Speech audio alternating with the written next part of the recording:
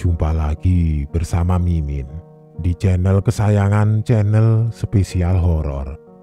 Kali ini sebuah cerita horor dari akun Twitter @penulismalam94 berjudul Pesugihan Jaran Ireng. Akan Mimin bawakan khusus buat kalian semua yang selalu hadir mendukung channel ini. Semoga tambah rajin dan rutin hadir di sini. Buat kalian yang sudah tidak sabar lagi, langsung saja selamat menyimak dan salam horor.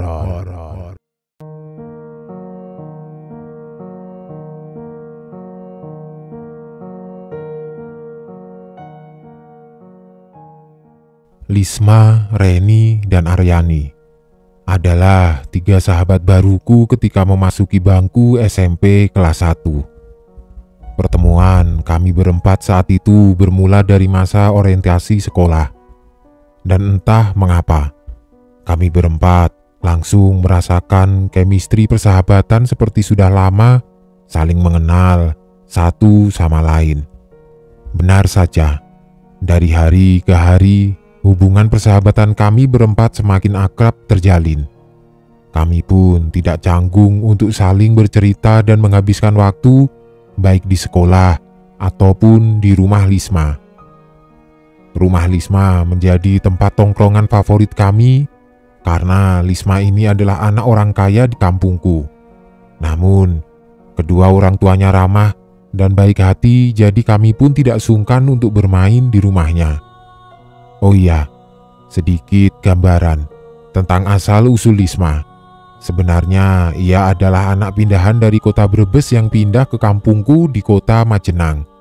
Karena sang ayah menggeluti bisnis mengepul gula Jawa.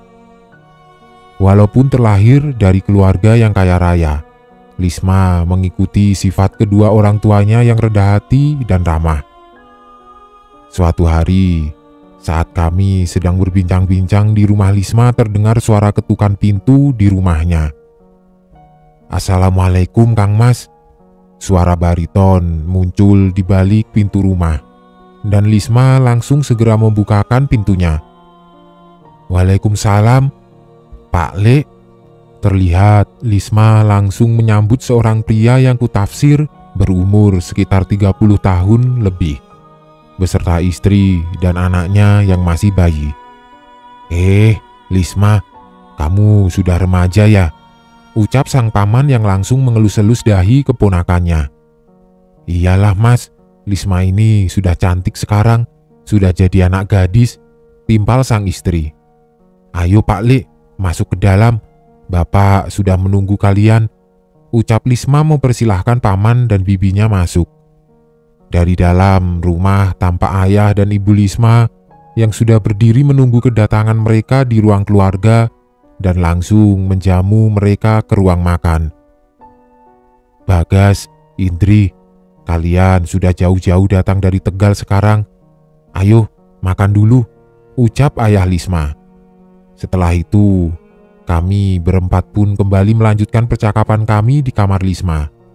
Lisma sangat antusias menceritakan jika keluarga sang paman akan tinggal bersama dengan keluarganya di Majenang untuk membantu bisnis ayah Lisma mengepul sekaligus mendistribusikan gula Jawa. "Asik, sekarang Pak Le, Bule, sama Dedek Mayang tinggal sama aku. Rasanya seneng deh bisa dekat mereka lagi," ujarnya bersemangat. "Wah, kamu jadi punya teman baru nih Lis di rumah. Ada Dedek Mayang," jawab Reni. "Iya dong, aku jadi kayak punya adik bayi lagi kalau ada Dedek Mayang di sini," jawab Lisma kemudian. Singkat cerita, beberapa bulan setelah kedatangan keluarga si paman, semua tampak baik-baik saja. Si paman pun terlihat seringkali mengantar jemput Lisma ke sekolah apabila ibu Lisma sedang berhalangan. Berselang waktu kurang lebih 7 bulan kemudian, wajah Lisma sering terlihat murung di sekolah. Bahkan Lisma meminta kami untuk tidak sering-sering datang ke rumahnya lagi. Aku, Reni, dan Aryani yang penasaran kemudian menanyakan kepada Lisma apa yang membuat dirinya terlihat lesu dan tidak bersemangat. Aku sebenarnya tidak betah di rumah akhir-akhir ini. Pak Lek dan Bapak seringkali adu mulut di rumah. Setelah Pak Lek pulang mengepul gula Jawa, Bapak beranggapan jika adiknya itu berlaku tidak jujur dan seringkali meraup keuntungan yang merugikan para pedagang gula Jawa di pasar. Pak Lek yang tidak terima dengan tuduhan Bapak balik menantang Bapak untuk membuktikan segala tuduhannya itu. Waduh, kok jadi rumit ya adanya Pak Lekmu datang? Tanya Aryani. Lisma hanya menggeleng dan ia pun cukup terkejut. Lisma mengingat perangai sang paman sewaktu ia belum menikah dengan Indri istrinya. Sang paman ini punya sikap lemah lembut dan sangat menghargai kakak semata wayangnya. Pak Lek ini tidak pernah sampai membentak-bentak Bapak. Jangankan membentak, Pak Lek pun kayaknya tidak pernah sampai ada masalah besar dengan Bapak. Tapi aneh, sekarang Pak Lek justru berperilaku 180 derajat berbanding terbalik dengan dirinya yang dulu.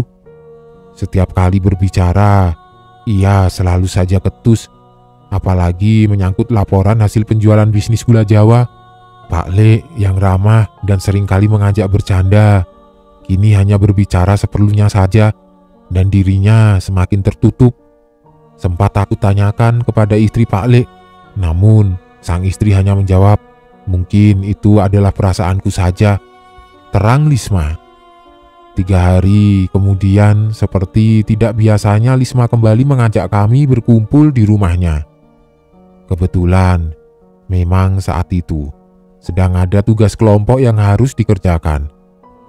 Saat kami sedang mengerjakan tugas kelompok, tiba-tiba terdengar suara gaduh dari belakang rumah Lisma.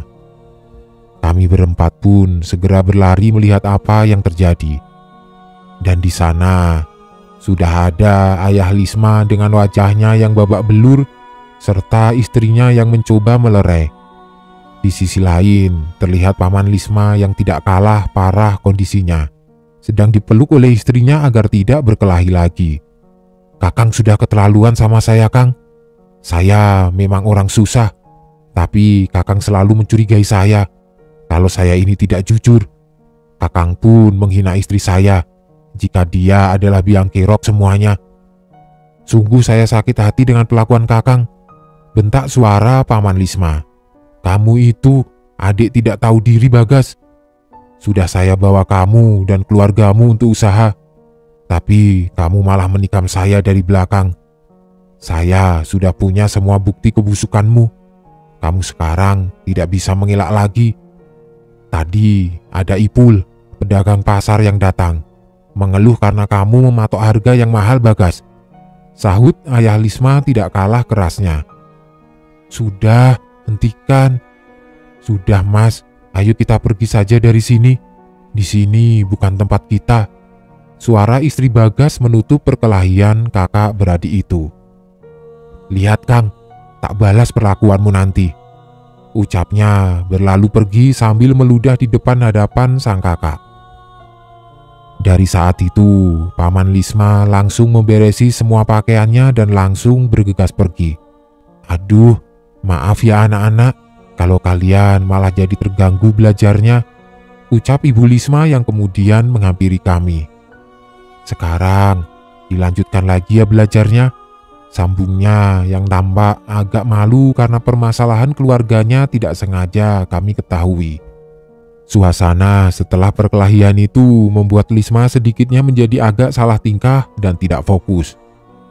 Kami bertiga saling pandang dan mengedipkan mata, mengisyaratkan agar lebih baik segera pulang dan melanjutkan pekerjaan kelompok besok saja di rumah Aryani.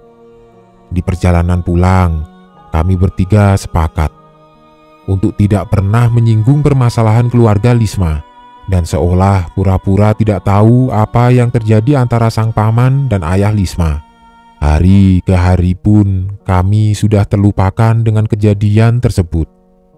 Hingga ketika saat sepulang sekolah, ada sebuah mobil sedan mewah keluaran terbaru terparkir di depan gerbang sekolah.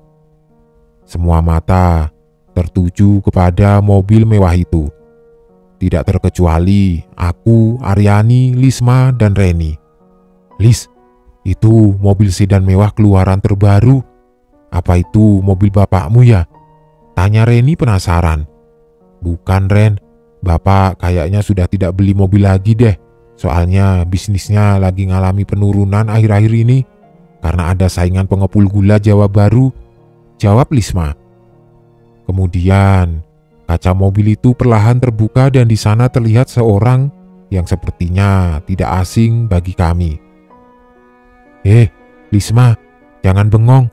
Ayo ke sini," ucap lelaki itu sembari tersenyum, dan setelah diamati ternyata itu adalah paman Lisma. Lisma sangat terkejut melihat perubahan besar yang ada pada diri sang paman. Penampilannya sangat flamboyan dan rambutnya tersisir klimis bak artis ibu kota. Padahal kayaknya nggak sampai 1 bulan sewaktu pamannya Lisma angkat kaki dari rumah Lisma. "Kok sekarang sudah punya mobil lagi ya?" tanya Aryani sambil berbisik-bisik. "Kalau nggak ikut pesugihan, barangkali ya jadi sopir orang kaya," jawab Reni polos. "Hus, kalian kok malah pada ngomongin orang sih? Ngaco lagi omongannya," sahutku agak kesal menanggapi celotehan Reni dan Aryani. "Sudah yuk, kita juga pulang. Kayaknya Lisma pulang diantar sama pamannya tuh," sambung pembicaraanku lagi, sambil mengamati Lisma yang masuk ke dalam mobil dan melambaikan tangannya kepada kami. Di perjalanan, Reni kembali menegaskan kecurigaannya kepada paman Lisma yang secara tiba-tiba muncul dengan kemewahan. Namun, aku seolah tidak mau peduli dengan hal yang bukan menjadi persoalanku, hanya memilih untuk bungkam. "Sudahlah, kita tidak boleh curiga dan lebih baik berbaik sangka. Lagian besok kan pasti Lisma bakalan cerita kok tentang pamannya itu," pungkas Aryani. Keesokan harinya di sekolah. Benar saja, Lisma membawa banyak makanan khas dari kota dan bercerita jika itu adalah hadiah oleh-oleh dari sang paman. Kata Pak Le, dia itu setelah keluar dari rumahku ternyata ikut bersama dengan temannya yang menekuni dunia bisnis kuliner. Ya, memang singkat sih perjalanan kesuksesannya. Hingga kini Pak Le sudah punya gerai cemilan dan oleh-oleh khas Jawa Barat loh teman-teman. Bahkan sekarang Pak Le mau buat cabang baru di kota ini. Nah, maka dari itu dia jadi mampir untuk jemput aku di sekolah dan bertemu bapak untuk meminta maaf, cerita Lisma berantusias. "Oh, sekarang paman kamu sudah baikan lagi toh Lisma? Ya syukurlah, sebaiknya kan saudara itu saling memaafkan dan saling bahu-membahu," jawabku datar. "Alhamdulillah sudah akuran lagi kok Fit. Kemarin pun aku mendengar ada kabar duka dari paman. Didik Mayang kini sudah berpulang. Aku sedih sekali, padahal kan aku juga kangen main sama Didik Mayang." Mungkin bener kan kalau Pak Lekmu itu," sambar Reni. Namun beruntung dengan spontan Aryani langsung membekap mulut sahabatnya itu. "Bener, kalau Pak Lek itu sukses usaha di ibu kota maksudnya Reni." Aku pun yang paham akan gelagat tubuh Aryani langsung mengedipkan mata kepada Reni agar ia tidak sembarangan berbicara di depan Lisma. Lisma yang masih senang dengan hadiah-hadiah yang diberikan oleh sang paman seolah tidak menaruh curiga apapun kepada sang paman. Dan ia seakan tidak peduli dengan celotehan Reni yang hampir keceplosan. Selama 4 hari berturut-turut, Lisma selalu dijemput oleh sang paman ke sekolah dengan mobil sedan mewahnya. Sangat kontras memang keadaannya saat beberapa bulan lalu sang paman mengantar jemput keponakannya itu dengan menggunakan motor bebek tua milik ayah Lisma. Fit, kamu kok ngelamun sih?" Suara Aryani dan Reni memecah lamunanku. Iya, Aku ngerasa aneh aja nih, kok Lisma 2 hari ini tidak masuk sekolah ya? Di SMS pun tidak bales, di telepon bilangnya mau istirahat. Jelasku sambil melihat layar HP. Bagaimana kalau habis pulang sekolah kita ke rumahnya saja? Ajak Reni yang kemudian disetujui oleh kami bertiga. Setibanya di rumah Lisma, kami langsung dipersilahkan oleh Ibu Lisma menuju ke kamarnya. Kami bertiga kaget melihat kondisi Lisma yang pucat dan tubuhnya mulai ditumbuhi oleh bulu-bulu hitam agak lebat dan panjang. Lisma sebenarnya tidak menginginkan kami datang karena ia malu dengan kondisinya saat sekarang. Ia menangis sejadi-jadinya dan mulai menceritakan hal janggal di luar nalar yang sedang ia alami. Kalian mungkin tidak akan percaya, aku 3 hari kemarin melihat seekor kuda hitam di depan jendela kamarku. Kuda hitam itu memiliki mata yang merah menyala dan terus menatapku seperti penuh kebencian. Aku lalu teriak, panggil ibu dan bapak. Setelah mereka datang, sosok mengerikan itu tiba-tiba hilang. Dan malam harinya aku dimimpikan didatangi oleh perempuan, namun setengah tubuhnya adalah kuda hitam. Di tangan kiri si sosok itu membawa peti semacam peti harta karun, dan di sebelahnya ada tombak trisula yang berlumuran darah. Sosok itu sangat mengerikan, manakala ia berkata, "Kamu akan ikut denganku," sambil membuka peti harta karun yang ternyata di dalam peti itu ada sebuah kepalaku. Aku langsung menjerit-jerit sejadi-jadinya dan terbangun dengan kondisi tubuhku dipenuhi bulu-bulu hitam ini, ujar Lisma sambil terisak-isak menangis. Ia berkali-kali meronta-ronta karena fisiknya berubah hanya dengan waktu 1 malam. Keanehan lain manakala setiap pukul 12 malam, ia selalu mendengar suara sepatu kuda yang berlari-lari memutar mengelilingi rumahnya. Namun, kedua orang tuanya tidak mendengar apapun. "Tolong, tolong, pergi, pergi, pergi," teriaknya panik sambil tangannya menunjuk ke arah sudut kamar. Dalam suasana yang mencekam itu, ayah Lisma kemudian masuk ke dalam kamar bersamaan dengan seorang nenek-nenek bertubuh bungkuk. "Anak-anak, maaf, kalian semua harus keluar dari kamar ini dulu ya. Dan Bapak mohon, jangan sampai teman-teman Lisma di sekolah tahu keadaan Lisma yang sebenarnya," ujar ayah Lisma yang langsung menutup pintu kamar anaknya. Aku, Reni, dan Aryani kemudian saling beradu pandang.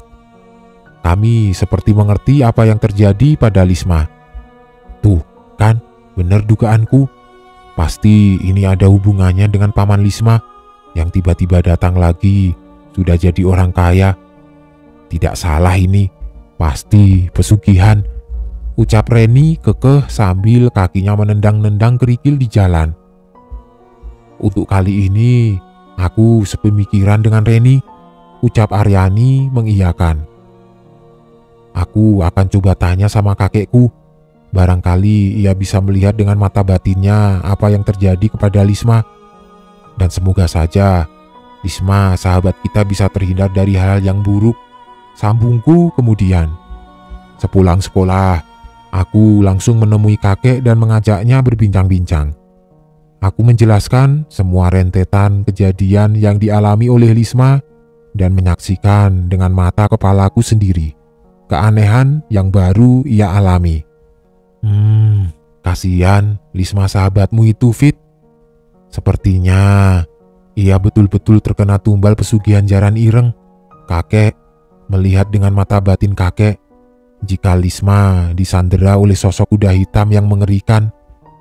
Kita doakan saja, semoga Lisma bisa terbebaskan dari belenggu tumbal pesugihan itu. Kakek hanya menggelengkan kepalanya saat aku meminta kakek untuk menolong Lisma.